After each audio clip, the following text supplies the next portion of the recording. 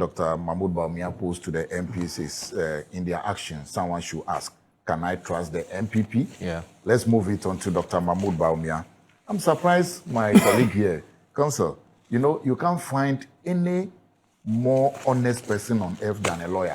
Lawyers are the most honest people you can find on earth. So I want my brother here to be very honest to Ghanaians. Counsel, under Dr. Mahmoud Bawumia, we had a very weak economic management team leadership. That led to a weak economy. We had haircuts. The economy was described as junk or bola. Under him, we have a very high inflation rate, high exchange rate. When he promises that he has arrested the CD or the dollar and have given the key to the IGP, he organized lectures prior to being the vice president. After being the vice president, no more lectures. When he told us that when you are in doubt or propaganda, the exchange rate will expose you. When it was pointed out to him, he said it's warped logic. This is somebody who flip-flops on issues. One instance, he said there will be no e-levy. The next moment, there will be e-levy. Monies we made ourselves. You have to tax that money. After taking tax, you tax it again for me sending money to you. He said there will be no e-levy. Another minute, there was e-levy. This is the person who told us that the Polugu Dam has been completed and is functioning. And as we speak today, it is not done and functioning. Oh, you are talking about paperless, digital, and ghost names, schemes, etc., being eradicated. Come on, give us a break. Let's use just national service. The ghost name scandal at national service for which people are in court today happened right under the leadership or under the nose of Dr. Mahmoud Bawumia. And you are asking us today, you're going to say that he wasn't the Minister of Education, he wasn't the head of National Service Authority, he wasn't the president. But you are going to, all these things that the attributes you are attaching to him. Let's look at how it panned out, how we benefited from it. No. And when they drove Ghana into IMF, what Kennedy Japan said is that the people who drove us into IMF are today trying to lead us who will never win power. Even during the campaign, he said that if the MPP brings a different candidate, they have a chance. But with Dr. Mahmoud Bawumia, they don't have any chance. And you tell us here that he's telling the MPs that I will not make sure that anybody loses their position for not supporting me. It means it used to happen. They used to get people out for not supporting people in the party, including Dr. Mahmoud Bawumia. Well, not necessarily. Oh, I have examples I can give you. I have been on platforms with other ex-MPs. And they said it clearly. That is why they are here. They were not because they didn't support. But good news is that he has said it. Let's hope that he will follow through. But you see, it doesn't lie in his mouth. There are others who will be doing the machinations and all the shenanigans and down there. He doesn't lie in his mouth. They will do it. But you see today, what we have that they are trying to take away from us is that we have bold economic leadership. But speaking about the issue of people being sidelined or treated unfairly because they didn't support Bawumia, and Bawumia's admonition to persons who may be engaged in that kind of exercise to stop it, and that it will not be under his watch that somebody will be sidelined because they didn't support him. Don't you think that as a leader, that statement has set the right tone for persons who may be harboring such intentions? Don't you think that you need to perhaps give him some credit for calling out any person who may have such an intention? Wouldn't you want to give him some credit for that? No, you see, let's be honest, Moro. You are not a small boy in this game. You are somebody. If you were in a different country, you would have been running your consultancy now for political activism. This is the party that told us that they are apostles of democracy. Apostles of democracy. They will use it all over, and they are even using it today. Today, they are even using it today.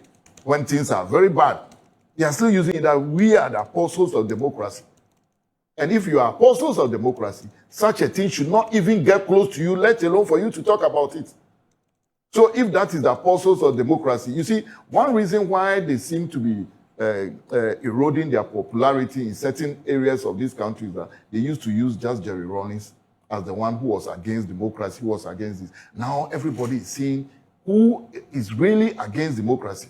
So somebody who is apostle of democracy cannot in one breath come back to tell us that, oh, I'm assuring you this will not happen. It has happened before. And there's the potential for it to happen. And it's even brewing. Ejisu, the current MP, has just been complaining that they are doing everything to remove him.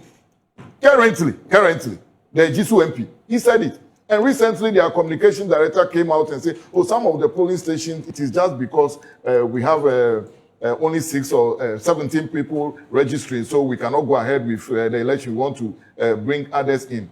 Moro, as I'm talking to you, there was an injunction on the MPP election at Akim Swedru. Yeah. I was the lawyer there. Oh, really? Yes, but they went in and had the polling station election. Indeed, we have cited them for contempt. Despite the injunction? Yes. How? And these are the apostles of democracy. I am telling you. These are the apostles of democracy. If there is any word closer to beyond apostles and God, maybe let's use it for them. No, but Sophie, hold on a second. You people, you lawyers, you keep confusing that. And I'm happy Ross is also here. But you lawyers have told us time and again that a file of a stay of injunction itself does not act as an injunction. No, the injunction was actually granted. Oh, it was granted? The order was granted and it was served on them. Oh, okay. The order was granted. Really? And it was served, yes. It was served on them. And the constituency chairman made an announcement that this is the order I have received. Let nobody go and carry out the election. Let's give ourselves time and resolve this issue. Yet they went ahead. Wow. These are the apostles I don't know where my big brother is coming from. Is there any evidence? The name of the game is evidence. Do you have any evidence to prove what you are saying? That the order was granted. Yes, I mean that they went ahead to grant the order I've was just granted. told, Counsel, you are a lawyer. Again, as I said, let's be honest with your people. I am telling you that we have cited them for contempt. So evidence has been adduced and presented to court. Before you cite for contempt, you must know that there was an order. The order was meant to the person. The person has deliberately disobeyed the order. Okay. You must have all those things. So, Counsel, let's not say, I mean, again, I am happy you are my brother in this game. So let's leave it there. But Moro, in fact, I'm upset that you have interrupted me. Sorry about that. Okay. Because I am trying to tell you that beyond what Dr. Mahmoud Bawumia has given us, which we are now being told to go and take, we have a bold economic leadership, team leadership under Honorable Atuforsen, and they are delivering. Currently, if you Google right now Ghana's economy, it has moved from junk, the Bola state, to be positive and with positive outlook. And if you Google right now, you find out that investors have more confidence in Ghana's economy today than somebody who was an economic messiah. That the then president told us that he was bringing him in to come and help us with our economy. Today, you are telling us that the person they brought in who couldn't help us, we should give that person a chance again. Oh, we have low inflation today. The other thing is that we have a stable currency, very stable exchange rate we have today. You took us to the DDEP. You took us to a situation where we defaulted in paying. Not that yen tuyao. Yen to mean tuya. Today we are making efforts to make all those things great. But you keep asking this. Yes. Was Dr. Mahmoud Bawumia the president of this country? Moro, you can't, as you know, you can't approbate and reprobate. Okay. When it's good for you, you can't say it's a bird. When it's bad for you, you say it's a vulture. You can't do that. Now, he just listed, as the Catholic would say, a litany of issues that Mahmoud Bawumia was good at. He just gave us all that he's the most forward-looking vice president we've ever had. You see, generally, when you go for vice of things, you act when the main man is not there. Yes. This particular one, the then president, who was a candidate, told us he brought this man in because of economic issues. Towards the end of Dr. Akufo-Addo's term, when Mahmoud Bawumia was campaigning, he would no longer talk about economy. He jumped onto digitalization. And we are now saying today, despite the digitalization, we have things like the National Service Ghost scandal. That's why the digitalization. And that's why the digitalization, we had issues where... This was the same person today. We were told yesterday that the SkyTrain prosecution has finished his case. Do you know he was the one who told us that there will be SkyTrain in the skies of Accra? The women's organizer of the MPP, Kate Jemfua, and then the former Works and Housing Minister, Lawyer Tachia, has said it publicly that the reason why Dr. Mahmoud Bawumia was not effective was because his suggestions and proposals and ideas were not taken on board. And so how then do you still turn around and blame Dr. Mahmoud Bawumia for the state of the economy as it was bequeathed to the John Mahama administration? You still want to blame him for what happened to the economy? If you are the head of the economic management team, it's an advisory board. It's an advisory team. Yes, it's an advisory board. Yes. You see, the president can reject or accept their proposals. If he's a man, let me borrow the words of Jerry Rollins. May God bless his soul. The words of him, the word integrity. If you are the man of integrity, you should be able to pull out. To say that I have. Did you say pull out? Yes, he should be able to pull out. Yes. Pull out where? Yes, when he was advice was not being taken and he was just. I wanted us to be on the same page. Yes. And when he was just a passenger in the government. If he was just a passenger in the government. Why, Ross? Where are you coming? Why do you have a problem with the word pull out? Ross, why do you have a problem with the word pull out? Anyway, anyway, continue. Yes. So my production team. Moro. I am the. My middle name is Mischief. Okay. Don't come there. Otherwise, I'll drag you to Mischief.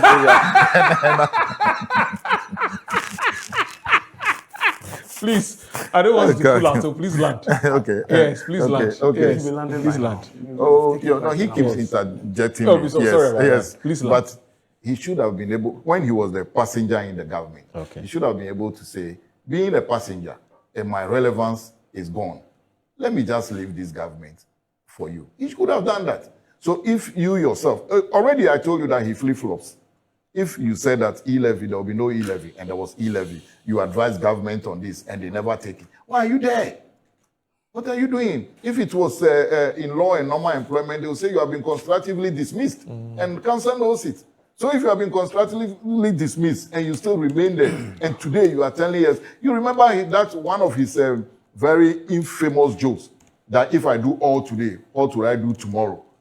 So in effect, you are telling us that let me defer pains of Ghanaians because I want to solve them tomorrow. And today you are telling us that this is the person we should be able to give the government to tomorrow. I can't end without our famous book, Myself and Yourself, Chasing the Elephant into the Bush. You always conclude that part for me. I can't remember. It is the politics of complacency. The politics of complacency. That's the full title. Today, by if Dr. they write Dr. Kennedy, if they write a new one, it shouldn't be the policy of complacency. The failed policies of Dr. Mahmoud Bawumia. No, it is the politics of the politics. Yes, the failed politics of Dr. Mahmoud Bawumia. Okay. Then they'll write a sub to say all the economic figures never helped us. Okay. So today, that's what would have been written. Okay. So if they have finished the introspection, I wish that introspection would have given us what really the introspection is. Let us know. Okay. Then we can all help. When the flag bearers admonishing and his advice to them and so on, what more can you share with us? Yes, Moro. Let me start by saying that we will all agree that Dr. Mahmoud Bawumia has been the most visible, the most impactful, efficient, and result-oriented vice president under the Fourth Republic. And it is in that spirit that on 31st January 2026, the good people of NPP, the delegates of NPP, decided to vote Dr. Mahmoud Bawumia as the next flag bearer of the NPP going into the 2028 elections. And I must say that the second meeting of the second session of the 9th Parliament begins, I think, today. And it was important that the flag bearer, who is preparing himself as the president in waiting come January 7th, 2029, meets them and give them certain assurances. We all know the situation in Parliament as of today, that MPP have about, I think, 86 members of parliament, and their work in the House of Parliament has been very recognized and very, tangible.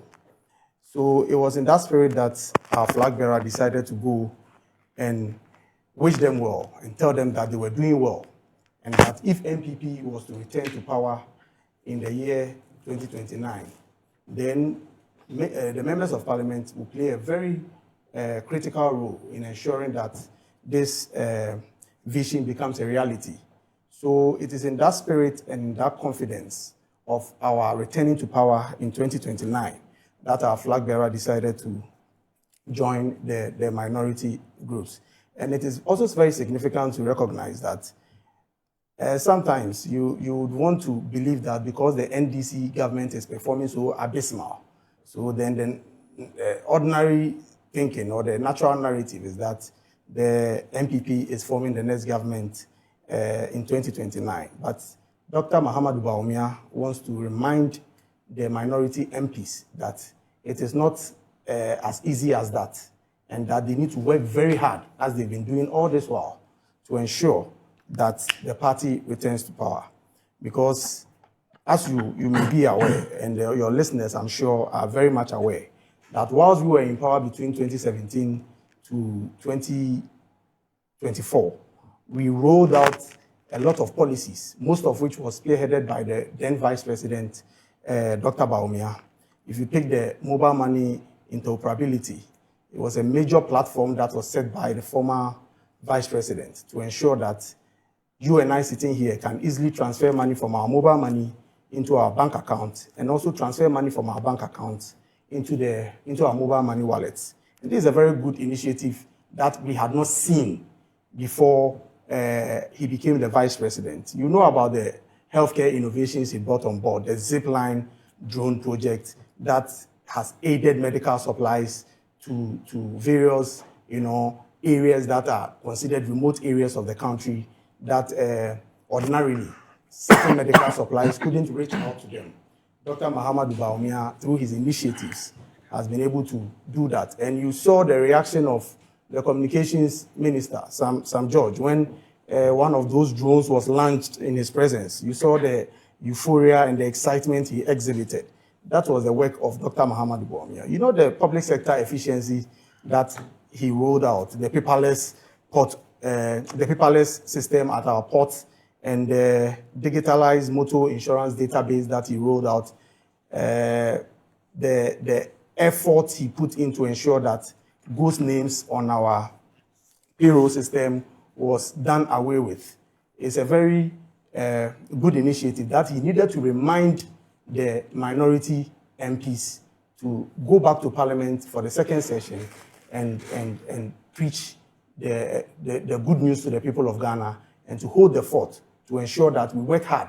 And in fact, if we are going to come back to power, Parliament is going to play a very crucial role in our coming back to power. Regardless of our numbers, I think the minority is doing very well, and it is holding this government to account. You recall this issue of sole sourcing contracts that was given out by the Ministry of Roads. It was the minority MPs that were able to, unearth some of these findings for Ghanaians to know what is actually happening. So, I mean, if you put all this together, it was good that the incoming president went to see these MPs to assure them of his support. And most importantly, Moro, he made a very critical statement that no MPP functionary, no MPP member should ride on his back to work against any certain MP, whether the MP supported him or not. And for us, this is a very bold statement the man has made, that whether you supported him or not, he is willing to work with you. He's willing to bring all MPs on board to ensure that we work together to achieve victory come 2028. And you realize that he's been visiting a lot of our party elders. He went to Dr. Reku Bobe recently. I mean, he's met with Mr. Boache Japon and quite a number of them who has paid courtesy visits on him, and he has also visited them, Kennedy Japon, Honorable Kennedy Japon, Honorable Kwabena Japan, and all the aspirants he contested with. He has met them and he has shown good faith and he has extended that olive branch to them to come on board so that we all work towards the victory 2028 that we all yearn for. And I'm sure when Parliament reconvenes today, our MPs are going to do just that, and they are going to take the admonition that has been given to them by His Excellency Dr. Mahamudu Bawumia, and they are going to work assiduously and tirelessly to ensure that the MPP returns to power come 2028. Okay. Theophilus, what's the MPP is gearing up. They say they can smell power. You heard Dr. Mahamudu Bawumia. He says that power is within their reach, and that the MPP must begin to position itself as a party in waiting to govern, etc. You heard all of that. What are your thoughts? Moro, again, good morning to your viewers and listeners wherever they are. Indeed, the question was that Dr. Mahamudu Bawumia has been the most efficient vice president we've had in the Fourth Republic. And I'm hoping that your producers will make that correction. Okay, that's fine. When my senior here was speaking, he mentioned the National Service scandal as one of the failures of the NPP government. Yeah. Let me mention to him, and we keep making this point to them, the fact that you have arraigned people before the court does not necessarily suggest that the people before the court are guilty of the crimes they have been alleged to have committed. Article 19 is very clear that every Ghanaian, once you are accused of a crime, you are presumed to be innocent until proven guilty or until you yourself have pleaded guilty. That is the position of the law. So I find it worrying. And this is the same angle that Attorney General kept going, and the humiliation that has been facing them in the past, I think is going to be even more monumental. The fact that you have listed past MPP functionaries before the court does not necessarily suggest that they are guilty of the crimes that you are alleging. So that must be made clear. I also want to make the point that I disagree, even if Hajia Samira makes the point that Dr. Bawumia failed because he did not get the support of former President Nana Addo Dankwa Akufo-Addo. I would disagree with her. So I disagree with the statement that is attributed to Kejemfua, if indeed she made that statement. She said it on Peace. Dr. Bawumia, I have not heard her say that, and I've not seen a video of that. So I cannot confirm same. No problem. But the point I am making is that Dr. Bawumia never failed. He never failed as the vice president of this country between 2017 to 2024. In fact, history will be there to guide us. John Dramani Mahama, His Excellency, when he was the president and the vice president of this country, let's compare his records as a vice president to the records of Dr. Mahamudu Bawumia as vice president. And you know that the difference is very clear. The man has been a standout when it comes to the committee of vice presidents of this country. The current vice president, Professor Nana Jenopoku-Agyemang, when she leaves office, we will compare her track record, which I believe there is none. Because currently, if you ask me to mention any project or any policy being spearheaded by the current vice president, I will not be able to mention. But Dr. Mahamudu Bawumia, on top of my head, I can mention them just like that. That tells you one thing. That tells you that the man was very impactful and visible and efficient as a vice president of this country. And that is what we should all, the point that we should be making. And when he met the members of parliament, he knew his record. He knew why the MPP delegates voted for him on 31st January. And he was admonishing the MPs to go. It is not for any reason they call them the mighty minority. And this is not the first time. Theophilus, let me take you down memory lane. This is not the first time MPP has had to contend with this number of members of parliament. In fact, from 1996 to 2000, when J.H. Mensah was the minority leader, compare the numbers. What was the number? MPP had less than 36 members of parliament. If it was not 36, out of is it 230 or 100? No. It should be. You should do the math. You should do the math. That's what I'm asking you. And this is not the first time. It was 137, 138. You mean in the previous parliament? 137, 138. Yes. That is still quite significant. That's so A gap. tight. No, But- Oh, you mean I'm talking about the previous? No, I'm just talking one. about between 1996 okay, to okay, 2000. okay. I don't have the exact let's, figures. Let's do that But comparison. there was a big and gap. you realize that it was a very huge gap. Yeah, of course. But the minority then in parliament, led by J.H. Mensah, held the fort in parliament. So MPP has never been afraid of numbers in the House of Parliament. And if you check, if you are a student of parliamentary proceedings and you are very interested in parliamentary proceedings and you follow what happens on the floor of parliament, you will realize that this current minority are doing very, very well. In fact, for me, they did very well in the past session and were able to bring a lot of things to the fore, things that Ghanaians didn't know. Through the press conferences and the arguments that were made on the floor of parliament. And you come and sit here, my big brother, and try to run down the fact that MPP produce a junk economy. Look at what is happening in this country now. You promised us that when you come, jobs will be created for the teeny youth of this country. I just heard when I was coming, was it on Joy News, that a landlord has shot a tenant for 30 Ghana cedis utility bills. You've heard of it? No, it's been captured. What do you think will warrant such an action? It's here. That's very horrible. It tells you what is happening. It's in delegate. Thank you very much. It's here, yeah. You saw what happened at al-wahab when the security agencies were doing the recruitment. The injuries that were recorded, I don't know if people died in that situation. That tells you one thing, that all is not well in this country. People are really suffering under the government of John Dramani Mahama. Okay. So you cannot come and sit here and make it look as if all is well with us. Okay, so I have so my production team has done some digging. They've researched into the statement you made because you wanted the figures. Yes. The 1996 to 2000 parliamentary seats that the NPP had as against the NDC.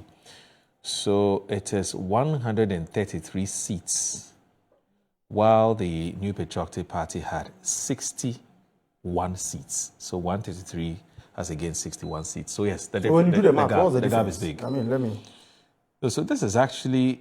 So that's some 72. Yeah, 72%, yes. But will you tell me, when they mention parliamentary proceedings under the Fourth Republic, you can never. No, it was a very impactful group, yes. Even though leave the leadership of J.H. Mensah out. And remember, that was the time all the constitutional cases, you know about it, J.H. Mensah versus Attorney General, NPP versus Attorney. That was the time all these cases developed. Okay. And you cannot go through law school without reading some of these cases. Right. You understand?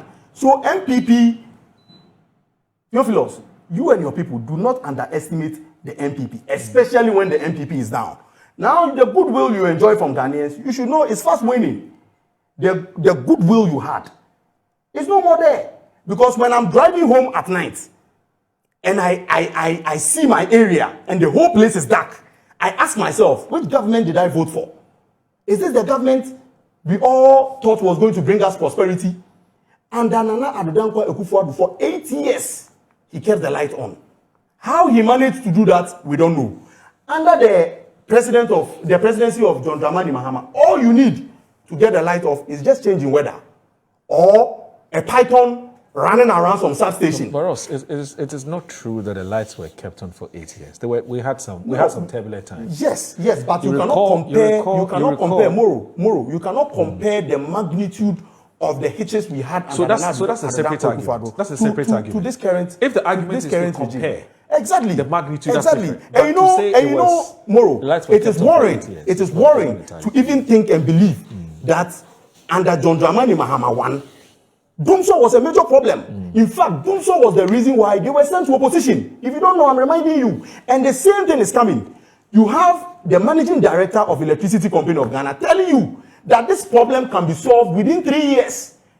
For political expediency, you have a minister of energy coming to tell you that the problem has been solved. Moro, this week, have you had light throughout in your home? Be very honest. Well, I don't want to use my experience to to No, be no. a I mean, we are all reflection. Ghanaians at the end In of my the day. case, I've had light. I don't know what Throughout. I've had light. Throughout. Yes, That cannot be possible. Yes. It rained Oh, how? yesterday, and you had Oh, light. I had light. Yes, I did. Wow. I'm serious. I'm surprised. I'm very honest. I'm I had surprised. light. But what I'm saying is that. But that is not to say every Ghanaian had light. I mean, this is synonymous with the NDC government. At least the last administration of the NDC government. We know that Dumso was a household name. Companies were closed down, factories shut because of Dumso. And the same thing is happening now. The same thing is happening now, and it is even becoming worse. And in fact, the prediction is that in the coming months, Dumso is going to worsen. And do you know what this will do to the industry? Do you know what this is going to do to the economy?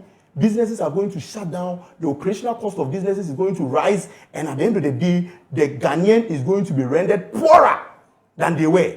In any case, now that they even tell themselves, when Theophilus was speaking, he made mention of the fact that under the NDC, they've managed to transition from a junk economy to a better economy. Tomorrow, when you under Nana Dankwa Akufo-Addo in 2024, when you were traveling from Accra to Kumasi, how much was your transportation? Right. How much is the transportation today? When you mention electricity, how much were you paying under Nana Dankwa Akufo-Addo in 2024? How much are you paying today? Electricity has seen some 28% increment. Water has seen about 15% within 1 year. And you are telling me that you are delivering economic prosperity to the ordinary Ghanaian? Okay. It is dangerous. I mean, if we don't look at these situations very well, and we have communicators from the NDC side always coming on TV, on national television, to project to Ghanaians as though everything is well with us. And in fact, when you go to the Ghanaian homes, the various homes in this country, people are really suffering. People are suffering. People can barely afford 3 square meals under John Dramani Mahama. Okay. So I find it difficult to accept when my very good brother, and I must tell you, Theophilus is a very good brother because I find that he's one of one of the best communicators NDC have currently, and he's very polite and decorous in his delivery. But I find it difficult when he goes on tangents like this. Okay. All right. A quick one before we go. This should be yes, that's my last one. So that we can move on to just to discuss the al-wahab thing. You see, what we saw at al-wahab is a product of 8 years of neglect and deceit that they have done, given this job. You know, there was something NACOP or something under one of the flagships of Mahmoud Bawumia. It's called the Nation Builders Corps. Yes, Nation Builders Corps. Yes, or yes, Nation yes. Corps of Builders or something. NAPCO. Nation Builders Corps. Builders yes, Corps. So NAPCO, yes. Yes, that was supposed to give us a lot of jobs, and there will be nobody with jobless now.